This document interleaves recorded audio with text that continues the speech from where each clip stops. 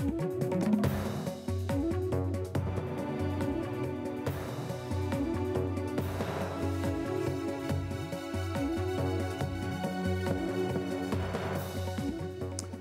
मैं रविश कुमार। 26 नवंबर 2008 की रात मुंबई में जब आतंकी हमला हुआ तब महाराष्ट्र एटीएस के chief joint commissioner Hemant Karkare मोर्चा संभालने सड़क पर निकल गए। उनके ओहदे के हिसाब से वो दफ्तर में बैठकर रणनीति बना सकते थे, लेकिन करकरे ने बाहर आकर सामना किया और शहीद हो गए। एंटी टेरर स्क्वाड के मुखिया का पद महाराष्ट्र पुलिस में किसी को भी नहीं मिल जाता। काबिल और पेशेवर अफसर ही यहां तक पहुंचते हैं।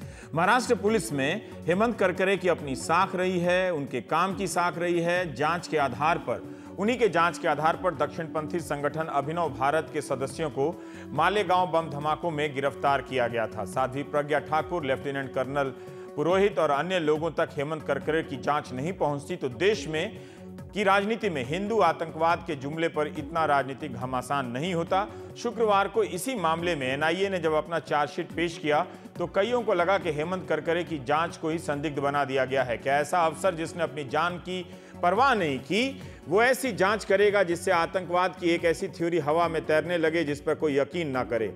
महाराष्ट्र में पुलिस कवर करने वाले पत्रकार बताते हैं कि हेमंत करकरे जांच पूरी कर कई दिनों तक इंतजार करते रहे ताकि कोई जल्दबाजी ना हो जाए। वो फूंक फूंक कर कदम रख रहे थे ताकि उनके जांच सवालों के घेरे में ना आ जाए। हेमंत करकरे ने जांच का काम संभालते ही टीम से पूछा था कि सिर्फ धर्म के आधार पर जांच क्यों हो रही है, किसी और दिशा में लाइन पर जांच क्यों नहीं हो रही। करकरे की साख ना होती तो मुंबई के गोरेगांव में उनके नाम पर एक पार्क नहीं होता। पुणे में भी एक पार्क है। 2010 में मालेगांव की एक सड़क का नाम हेमंत करकरे के ऊपर है। 2009 में बिहार की राजधानी पटना में भी एक सड़क का नाम हेमंत करकरे रोड रखा गया। चेन्नई की एक संस्था हेमंत करकरे के नाम पर पुरस्कार देती है। हेमंत करकरे की पत्नी कविता करकरे ने अपनी मौत के बाद शरीर के सारे अंग दान दे दिए। गुजरात के मुख्यमंत्री रहते हुए नरेंद्र मोदी ने जब 1 करोड़ का इनाम देने का ऐलान किया था करकरे को, तब हेमंत करकरे की पत्नी कविता करकरे ने अस्वीकार कर दिया और उन्होंने किसी भी राजनेता से मिलने से मना कर दिया था। मालेगांव धमाके मामले में चार्जशीट पेश करते हुए एनआईए के महानिदेशक शरद कुमार से जब पत्रकारों ने पूछा कि एनआईए ने पहले तो मालेगांव धमाके के आरोपियों की जमानत का विरोध किया था, क्या अब उसने अपना स्टैंड बदल लिया?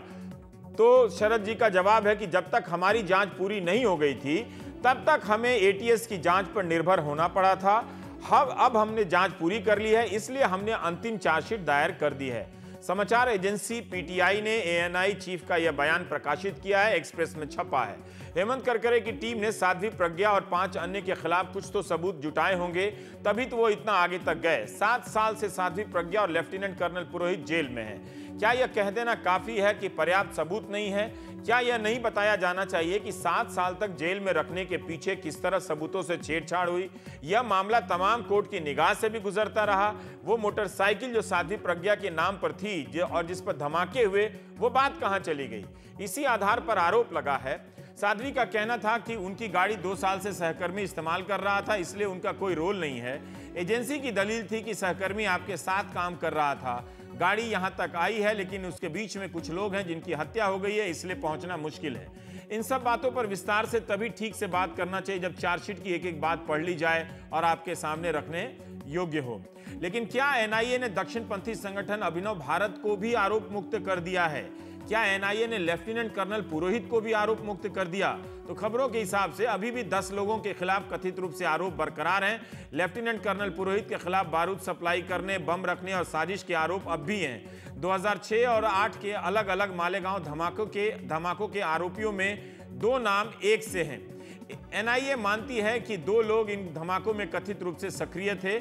दक्षिणपंथी संगठन अभिनव भारत के सदस्यों के नाम इस आरोप पत्र में भी हैं। अभी तक इन्हें मुक्त नहीं किया गया है।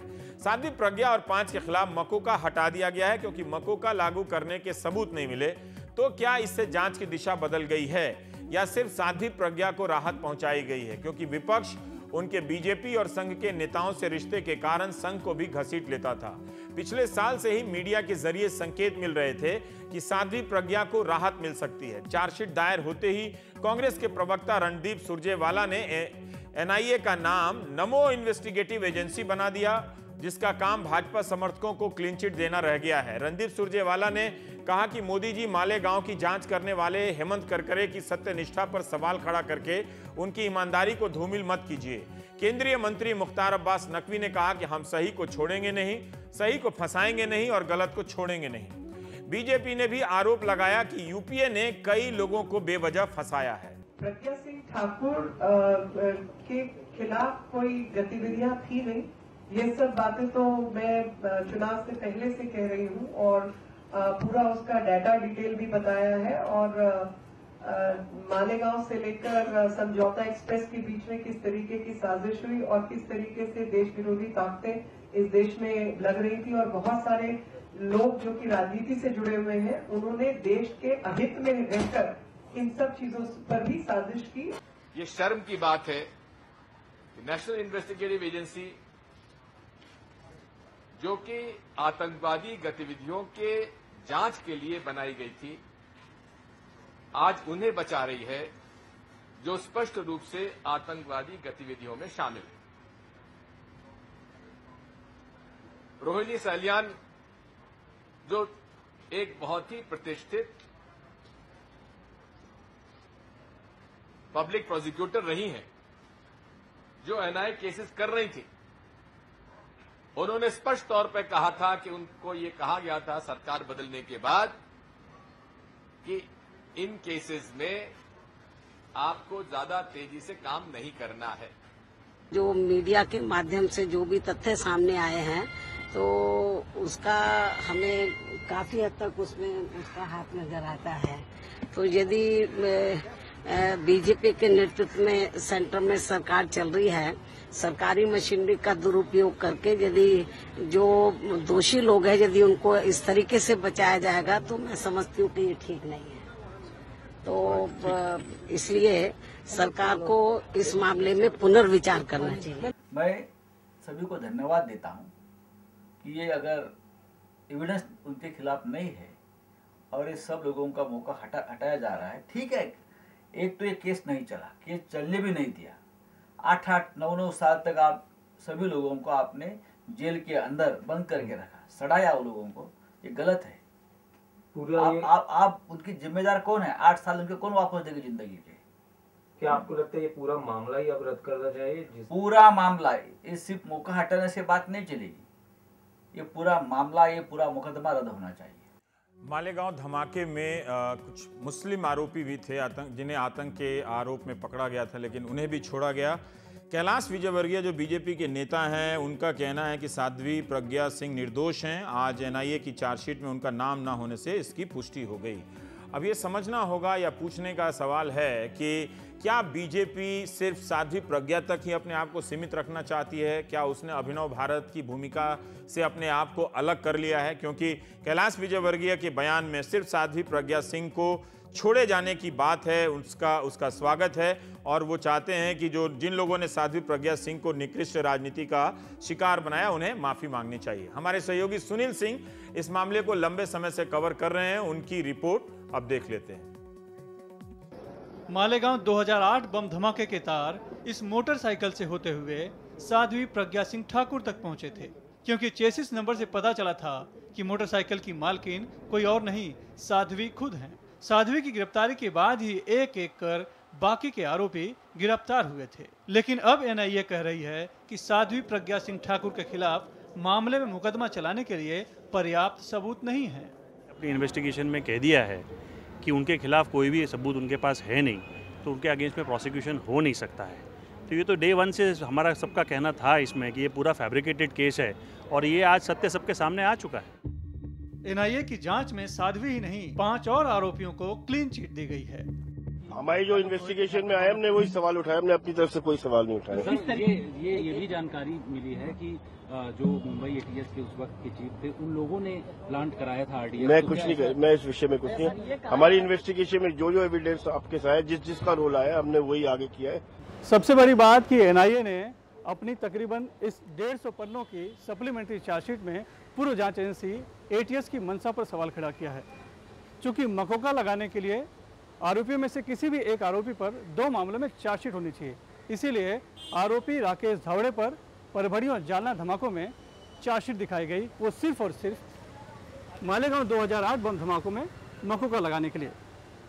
अंग्रेजी में लिखा है, the said chargesheet were filed with the sole purpose of fulfilling the condition of the enabling provision of the MCOCA act. Rakesh Dhawade को 2 नवंबर 2008 को अरेस्ट किया। फिर राकेश धावड़े को परभनी का केस जो 2003 का है उसमें बाकी आरोपियों को 2006 में अरेस्ट किया और राकेश धावड़े को 11 नवंबर 2008 का अरेस्ट करके 13 नवंबर 2008 को चार्जशीट फाइल किया। जालना के केस में 2004 का केस है, बाकी आरोपियों को 2006 में अरेस्ट करके और राकेश धावड़े को 15 नवंबर को अरेस्ट करके 15 नवंबर को ही चार्जशीट फाइल कर दिया। एक 2 दिन में चार्जशीट फाइल करके एटीएस ने ये करने की कोशिश किया, राकेश धावड़े के खिलाफ 1 से जास्ती चार्जशीट है और उसी को आधार बना करके मकोका लगाया और आज एनआईए ने उसी का भंडाफोड़ किया है। राकेश धावड़े के खिलाफ जालना और परभनी केस में इसीलिए फंसाया गया था क्योंकि मालेगांव में मकोका लगा सके। यही वजह है कि एनआईए ने साध्वी प्रज्ञा सिंह ठाकुर सहित 6 आरोपियों को क्लीन चिट देना ही मुनासिब समझा, क्योंकि उन्हें दोषी साबित कराने के लिए मकोका के तहत लिए गए जो बयान अहम साबित होते वो केस पर से मकोका हटते ही बेकार साबित हो जाते। लेकिन एनआईए की माने तो कर्नल पुरोहित की बात और है, उनके खिलाफ इलेक्ट्रॉनिक एविडेंस है। कर्नल ने मामला उजागर होने के बाद आरोपियों को सावधान भी किया था। अभी उन्होंने जहाँ तक है कि कंस्पिरेसी की है, 302 किया है और एक कम्युनिटी को टेरराइज करने के लिए, ब्लास्ट करने के लिए उन्होंने साजिश की है। ये साजिश में भाग लेने का आरोप उठा और कहा कि सर्कमस्टेंशियल और इनडायरेक्ट एविडेंस पुरोहित के विरोध में है। कर्नल के साथ ही मेजर रमेश उपाध्याय, दयानंद पांडे सहित 10 के खिलाफ आरोप पत्र दायर हुआ है। अब इन सभी पर आतंकवाद विरोधी कानून यूएपीए और आईपीसी के तहत मुकदमा चलेगा। 29 सितंबर 2008 को मालेगांव में दूसरा बम धमाका हुआ था। शकील गुड्स ट्रांसपोर्ट के सामने मोटरसाइकिल पर हुए उस धमाके में 6 की मौत हुई थी और 101 लोग जख्मी हुए थे। जांच के बाद पहली बार बम धमाकों में हिंदू संगठनों से जुड़े लोगों के नाम आए। मालेगांव 2006 के बम धमाके हों या फिर 2008 के, दोनों ही बम धमाकों की पहली जांच महाराष्ट्र एटीएस ने की थी। एटीएस की मालेगांव 2006 के बम धमाकों की जांच जहां कहानी साबित हुई, वहीं मालेगांव 2008 के बम धमाकों की जांच पर भी सवाल उठा है। वैसे सवाल तो एनआईए पर भी उठा है। एनआईए के विशेष सरकारी वकील रोहिणी सालियन केंद्र में सरकार बदलने के बाद एनआईए के बदले हुए रवैये के खिलाफ पिछले साल इस्तीफा दे चुकी हैं। मुंबई से कैमरामैन नीलेश देवाड़का के साथ सुनील सिंह, एनडीटीवी इंडिया के लिए। इंडियन एक्सप्रेस की रिपोर्ट के अनुसार अभियोजन पक्ष के वकील यानी सरकारी वकील अविनाश रसाल ने कहा है कि उन्हें इस बात की जानकारी नहीं थी कि चार्जशीट दायर की जा रही है। मैं दुखी हूं और इस्तीफा दे सकता हूं। अब उन्होंने इस्तीफे से इनकार किया है और कहा है कि जिस तरह से जूनियर सरकारी वकील को आगे करके अदालत में चार्जशीट पेश की गई उससे वो नाराज है। इससे पहले संजय सिंह ने भी आपको बताया कि रोहिणी सान्याल ने भी कहा था कि उनके ऊपर दबाव है कि एनआईए के अधिकारी उनसे कह रहे हैं कि वे इस मामले में जरा धीमा चलें। तब काफी हंगामा हुआ। उस वक्त जुलाई 2015 में हमारे सहयोगी श्रीनिवासन जैन ने रोहिणी सान्याल से बात की थी। शुक्रवार को उन्होंने बात करने से इनकार कर दिया, लेकिन अंग्रेजी में दिए उनके इंटरव्यू को हम आपको सुनाना चाहते हैं। आसान अंग्रेजी है, आप समझ सकते हैं। आप देख सकते हैं कि जो अभी हुआ है उसका इशारा वो 1 साल पहले कर चुकी थी। You said in your first interview that you were asked to go soft in this particular case by someone in the NIA. The NIA has subsequently come out and said that they have checked and no such officer has given you such instructions. But you still stand by this? Yes, I still stand by it. I swear by it. You swear by it? Yes. You swear by what exactly? What I've said. Yes, but just for the record, if you could repeat what exactly happened. Yes, somebody has come to me and has told me to go soft. And this person was who? From NIA. A member of the NIA? Yes. And when did this happen exactly? It must initially it has happened somewhere in between May and June last year. Between May and June last year? Last year. So this is somewhere after the government changed in New Delhi? Yes. I see. And what did this gentleman say to you exactly? I mean, did he just say go soft or did he elaborate? Who has given him these instructions? No, he has not elaborated. Okay. He only called me first that he wanted to meet me. Then I called him. He came to our court, and in the court itself, in the corridor, he told me about it. And he said that? He said, it is an instruction from up. I don't know who's that. Instructions from above? Yeah. Now tell me, the NIA has also said that this case is not even reached the trial stage yet. So where is the question of going soft? To that, what would you say?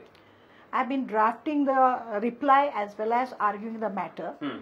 Right from beginning, even after NIA took over, I was asked in writing to continue. So where is the question of beginning trial? Because all issues are very important at this stage also. It's a question of retaining MCOC or not and allowing them to go on bail. Rohini Salian नाम है, मैंने सान्याल कह दिया। रोहिणी सलियन शुरू से ही इस case में सरकारी वकील थी। जब एटीएस इसकी जांच कर रही थी और आरोपी गिरफ्तार किए गए थे, जब 2011 में एनआईए ने टेक ओवर किया इस केस को, तब भी वो लंबे समय तक, पिछले साल तक, लगभग 4 साल तक वही सरकारी वकील रहीं निचली अदालत में।